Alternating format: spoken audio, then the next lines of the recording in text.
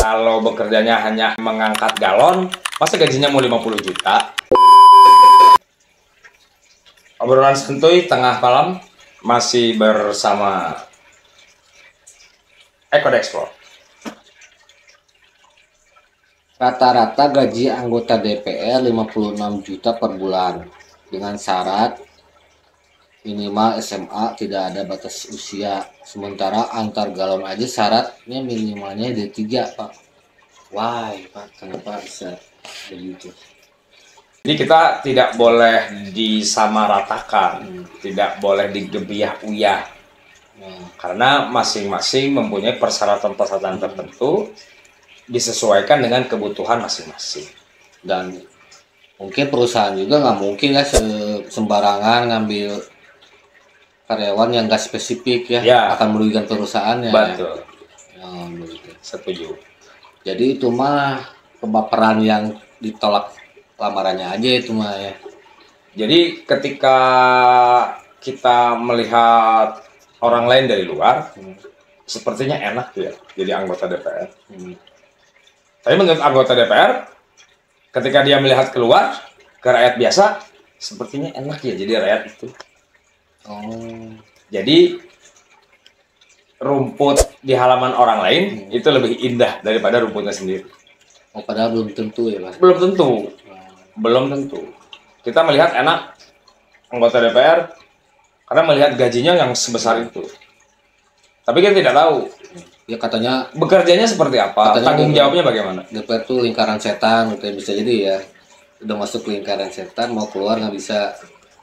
Ya bisa saja begitu ya. Itu kan pandangan-pandangan dari luar. Itu kan pandangan-pandangan dari pembicaraan banyak orang. Kan kita bisa melihat juga dari sepak terjang. Jadi menurut Bapak setimpal gaji 56 juta untuk seorang anggota DPR? Bukan masalah setimpal tidak setimpal. Tapi masalahnya aturan dan regulasi dari pemerintah. Apakah memang seperti itu?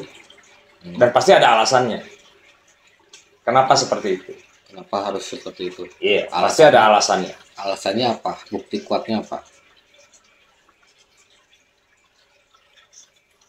Bukti kuatnya adalah di DPR itu ada SOP. Ada prosedur. Apa yang harus dilakukan. Ada undang-undangnya. Jadi semua sudah dituangkan di situ. Dari mulai cara bekerja bagaimana, gajinya berapa, tunjangannya berapa. Jadi semua sudah diatur. Begitu juga di perusahaan. Semua sudah diatur, ada SOP-nya. Kalau bekerjanya hanya mengangkat galon, masa gajinya mau 50 juta? Ya, misalnya begitu ya. Jadi semua ada aturannya. Dan itu disesuaikan dengan seberapa besar tanggung jawab dari pekerjaan.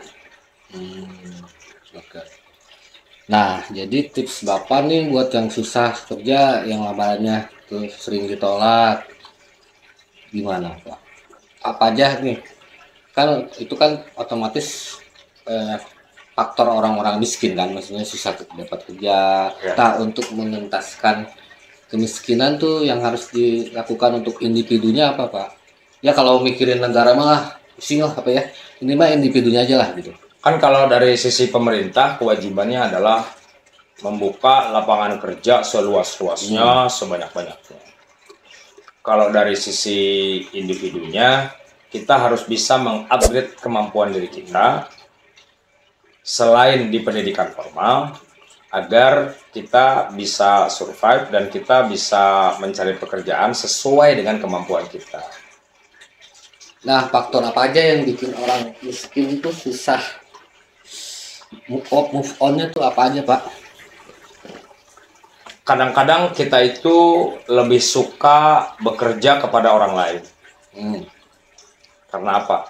Karena kalau bekerja kepada orang lain itu gajinya sudah standar per 1 bulan itu. Jadi kalau gajinya per bulan itu 3 juta, dia akan 3 juta terus. Sudah bisa dipastikan. Tapi kalau bekerjanya itu bukan di sebuah perusahaan, tapi misalnya berjualan atau berusaha sendiri, kan itu gajinya tidak bisa ditentukan, penghasilannya tidak bisa ditentukan, kadang besar kadang kecil, gimana situasinya. Nah, kita itu sebagai masyarakat atau sebagai pencari kerja, jangan terpatok dengan bekerja saja kepada orang lain. Kalau mungkin kita bisa menciptakan lapangan kerja, kenapa tidak? Oh, jadi harus punya keterampilan. Jadi kita harus mengupgrade diri kita supaya punya keterampilan lebih dari pendidikan formal yang sudah kita dapatkan. Ya kan mungkin Pak terbentur dengan kalau mau keterampilan kan otomatis harus belajar. Nah, Ya. belajar tuh perlu modal. Ya, Nah, sementara orang miskin banget nih Pak, yang miskin banget, yang boro-boro buat belajar, buat makan sehari juga kan, dari mana kan? Otomatis hal yang pertama harus dilakukan apa? kan belajar itu tidak selalu menggunakan uang. Bisa saja karena kita miskin banget gitu. Kalau kata peribahasa, bersakit-sakit dahulu, bersenang-senang kemudian. Jadi artinya, untuk orang yang miskin banget, itu kita harus bersakit-sakit dulu. Misalnya, kita bekerja atau untuk mendapatkan pengalaman dalam rangka mengupgrade diri dengan tidak melihat gajinya berapa. Jadi kerja aja dulu. Kerjanya dulu. Yang bisa dilakukan kerja ya kerja aja Dulu, orang. ya, buktikan bahwa kita mampu mengerjakan itu. Meskipun Nanti lambat laun akan terupgrade kalau kitanya bisa mengupgrade diri kita. oh dari kerja itu sisihkanlah untuk nabung mungkin ya. Dari kerja itu kita mengupgrade diri kita pada saat bekerja, tunjukkan bahwa kita mampu, dan ketika kita dapat penghasilan sisihkan sedikit untuk modal kita ke depan. Untuk keterampilan. Bisa untuk keterampilan, bisa untuk modal berusaha misalnya, berjualan misalnya sendiri, kan bisa saja begitu. Nah, mental apa saja yang dibutuhkan orang miskin nih? Mentalnya jangan malu, Yang mau harus mau, apapun harus mau. Jadi kalau kata orang Sunda bilang, tong bauan. Disuruh kerja ini nggak mau, disuruh itu nggak mau. Jadi maunya apa? Maunya duduk, nggak bisa. berarti betul dong kata si Timothy itu jangan arogan katanya. Jangan arogan terhadap dirinya sendiri. Kita merasa udahlah biarin segini aja cukup, yang penting bisa makan. Ya jangan begitu. Nah, Kan kalau arogan pada orang lain tidak boleh, tidak baik. Begitu pula arogan pada diri sendiri. Kalau sudah seperti itu ya memang tidak akan maju. Karena dia akan berpuas diri dengan pendapatan yang didapatkan hari ini. dan katanya harus menerima hal-hal baru. Iya, kan ini sekarang ini masalah hal-hal baru itu sangat cepat sekali terjadi ya. Karena mungkin pengaruh dari Medsos. globalisasi, dari digitalisasi, yang kita bisa lihat apapun di situ. Jadi kalau kita tidak mau menerima hal baru, kita alergi dengan itu, ya kita tidak akan maju. Kita akan ketinggalan dengan orang lain. Tapi itu harus disesuaikan dengan keadaan dan kemampuan ya Pak? Iya, jelas. Semua itu harus disesuaikan dengan kemampuan kita. Ya jangan ngejarnya yang langsung wah jadi pencipta robot atau harus Ya, betul. pinter AI. Betul. Semuanya harus disesuaikan dengan kemampuan kita. Harus Karena kripto katanya. ya, karena kan hidup ini berproses. Nah, kita harus menghargai proses itu dan kita harus sabar dengan itu.